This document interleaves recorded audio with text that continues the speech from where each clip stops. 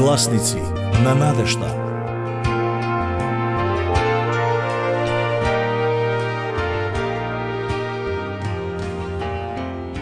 Глава 17. Како да се тестира она што е важно. Секој од нас има збир на вредности врз кои расудуваме за настаните и искуствата. Ние исто ги користиме овие збирови на вредности да го процениме квалитетот на одреден предмет. Облека, набавка на храна. Во многу случаеви ние го користиме овој збир на вредности. Сите знаеме дека квалитетот не можеме да го одредиме по цената на производот. Некои производи се прескапи. Така, ние го користиме нашиот збир на вредности за тоа што сакаме да купиме и даваме проценка дали тоа што сакаме да го купиме е со разумна цена. Но некои вредности се бесценети. Некои идеи не можат да бидат купени. Например, Исус рече: "Што може човекот да добие и да го освои целиот свет, а ја загуби душата?" Дали гледате што мислам? Дека некои вредности се бесценети. Целото богатство од целиот свет не е вредно како твојата душа. Искуството на Исус по Евангелие по Јован, 4 глава, од 27 до 38 стих не учи како да се тестира она што е важно. Тогаш дојдоа неговите ученици и се чудеа дека разговара со жена, но ниеден не рече што сакаш или зошто разговараш со неа. Тогаш жената ја остави својата стомна и отиде во градот, па им рече на луѓето: "Дојдете да го видите човекот кој ми кажа се што сум направила. Да не е тој Христос?" Тие излегоа од градот и тргнаа кон него. Во меѓувреме учениците го молеа Исуса: "Рави, јади." Но тој им рече: "Јас имам храна за јадење, што вие не ја знаете." Тогаш учениците зборуваа меѓу себе: "Да не му донел некој за јадење?" Исус им рече: "Мојата храна е да ја исполнувам волјата на оној кој ме прати и да го завршам неговото дело. Зарем вие не велите, уште 4 месеци и жетвата ќе дојде? Еве ви велам, подигнете ги своите очи и видете ги нивите како побелеле за жетва. Жетварот веќе добива плата и собира плод за вечен живот. Да се радуваат заедно и жетварот и сејачот." Ова е многу интересно искуство во животот на Исус и од ова сценарио може да ги откриеме индициите што ќе ни помогнат да тестираме што е важно. Сакам да ги забележиш. Прво беше поканета жената. Оваа жена која отиде во градот да ги викне мажите да дојдат, да го видат мажот кој кажа се за незиниот живот, е жената со која што Исус зборуваше кај кладенецот на Јаков. Разговорот помеѓу него и жената беше зачудувачки и за неговите ученици. Не можеа да разберат зошто Исус би разговарал со оваа самарјанка, но него ни прашаа. Поканата на жената беше за мажите од градот. Таа кажа: "Дојдете да го видите човекот кој ми кажа се што сум направила. Да не е тој Христос?" Таа беше убедена. Таа се обврза на овој кој зборуваше со неа. Таа разбра дека тој се знаеше за неа.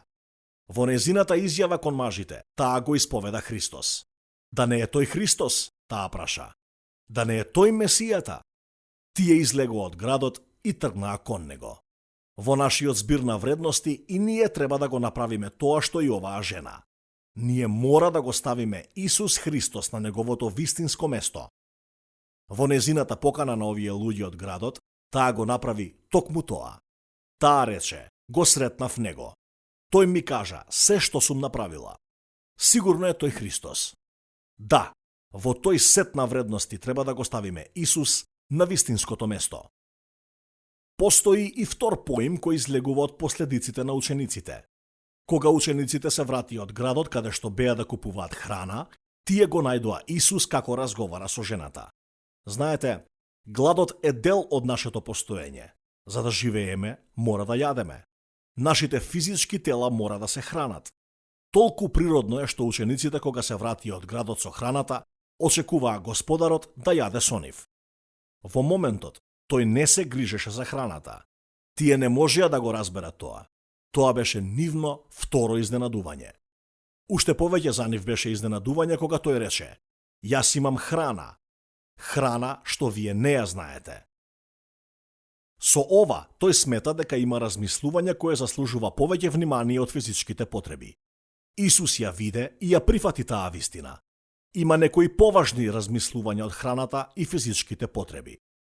Учениците немаа одговор за него. Тие само се прашуваа помеѓу себе да не му донел некој за јадење. Тогаш Исус им рече: мојата храна е да ја исполнувам волјата на оној кој ме прати и да го завршам неговото дело. За Исус беше поважно да ја извршува волјата на Бог, отколку да јаде. Сега, мој пријателе, во нашиот сет на вредности ние мора да ја видиме врската од физичкото до духовното и обратно. Мора да ја видиме врската помеѓу духовното и физичкото. Исус го разбра тоа. Неговиот сет на вредности го стави духовното над физичкото. Така и ти треба да го поставиш твојот сет на вредности. Тука е третиот поим, што ќе ни помогне да го тестираме нашиот сет на вредности. Исус продолжи и рече: зар вие не велите, уште 4 месеци и жетвата ќе дојде? Тој го коригираше времето на жетва. Тие си мислеа дека има уште 4 месеци до жетва, но тој рече: еве ви велам, подигнете ги своите очи и видете ги нивите како побелеле за жетва. Со сигурност, тој зборуваше за друг вид на жетва, освен жетвата на пшеница и јачмен. Како што Исус погледна околу него, тој виде дека жетвата е сега, не по 4 месеци. Исус исто така го разбра принципот на сеење и жнеење. Еден сее, друг жнее, рече тој. Тоа мора да оди заедно. Тие зависат еден од друг. Не можеш да имаш жетва ако некој претходно не го засадил семето. И не можеш да имаш семе, освен ако нема жетва. Исус им помогна на учениците да го разберат принципот на сеење и жнеење. Исус ја стави вредноста на жетвата приоритетна. Редоследот на приоритетите на Господарот ние мора да ги ставиме во нашата група на вредности. Духовното мора да биде над физичкото. Мора да видиме дека времето е сега. Не треба да го одложуваме тоа што треба да биде завршено сега. Тука во оваа сцена ја забележуваме неопходноста да се стави Христос на неговото вистинско место, како жената што ги повикува другите кај него. Мора да ја вреднуваме неопходноста да ја ставиме Божјата волја пред нашиот комфорт. Тоа е што Исус направи. Ја стави волјата на таткото пред храната. Мора да ја видиме неопходноста, трудејќи се во духовната жетва сега. Мој драг пријателе, ќе ти кажам, над се ставете го Христос на правото место. Тоа е најважното за тебе. Дали го имаш направено тоа? Гласници на надежда.